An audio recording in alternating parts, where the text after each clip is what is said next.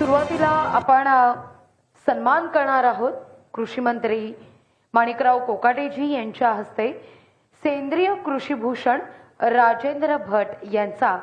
पण त्यापूर्वी त्यांच्या कार्याचा आढावा घेणारी एक चित्रफित पाहूया। हे आहेत राजेंद्र भट। गेल्या 3 दशकांपासून सेंद्रिय शेतीसाठी आयुष्य बहाल करणारे सेंद्रिय कृषी भूषण राजेंद्र भट यांनी बदलापूरच्या बेंडशीळ इथं डोंगराळ माळ रानावर सेंद्रिय शेतीचं नंदनवन फुलवलंय।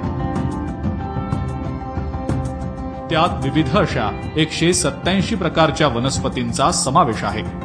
परिसंस्था आणि शेती यांच्यातील ताळमेळ कसा साधता येऊ शकेल या अनुषंगानं राजेंद्र भट यांचं इतरांना प्रशिक्षण देण्याचं काम अविरत सुरू आहे। 1990 साली अवघी 1.5 एकर जमीन विकत घेऊन त्यांनी अनोखे प्रयोग करत सेंद्रिय शेती फुलवली। राजेंद्र भट यांनी स्वतः मातीमध्ये उतरून सेंद्रिय शेतीचा वसाहती घेत निसर्ग संवर्धनाच्या विचारांची अनोखी पेरणी केली आहे। म्हणूनच विशेष पुरस्कार देऊन त्यांचा लोकशाही मराठीतर्फे हा सन्मान करण्याचा लहानसा प्रयत्न। मी राजेंद्र भटजी यांना विनंती करते की त्यांनी व्यासपीठावर यावं। कार्य फार मोठं आहे। टाळ्यांच्या गजरात आपण पुरस्काराचा सन्मान करूया।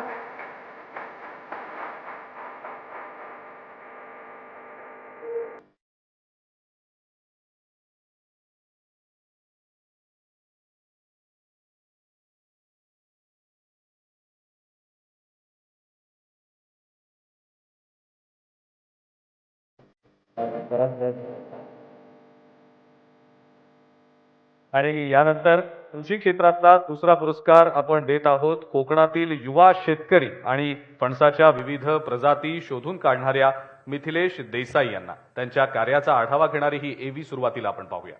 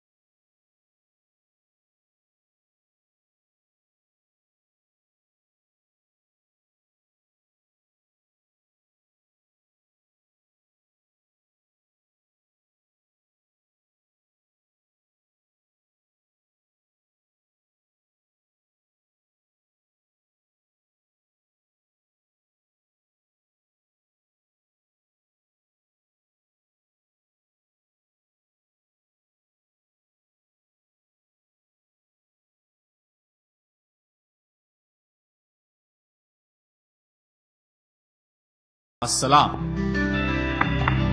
आपण मिथिलेश देसाईंना व्यासपीठावर आमंत्रित करूया। जोरदार टाळ्या।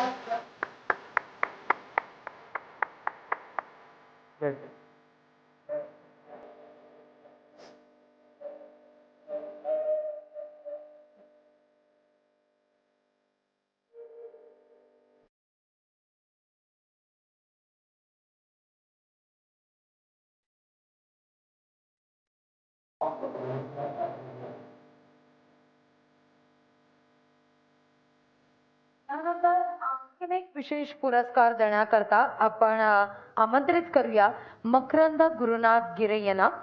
नांदेड इथले मकरंद गुरुनाथ गिरे सेंद्रिय शेतीत कार्यरत असणारे आणि त्या माध्यमातून मातीचा पोत सुधारण्यात उत्तम कामगिरी बजावणारे।